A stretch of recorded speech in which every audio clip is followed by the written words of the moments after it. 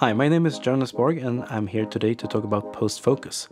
Post-focus is a technology that lets you take the picture first and choose where you want the focus later on. Here in the print shop it was very handy to use post-focus because there's so much going on, so much machinery. And one of these printers was actually the last in Europe. It was 70 years old and it has so many details, so many moving parts that created a nice pattern. I was using a macro lens so I can get the very fine details, but sometimes it's hard to get all the details in one shot. To be able to do that and not spend too much time worrying about focus and composition and things like that, I use post-focus.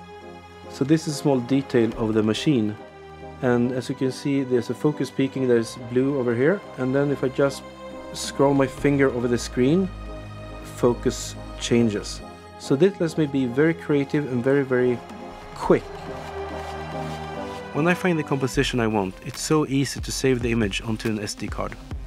This technology is very good for macro photography and still life.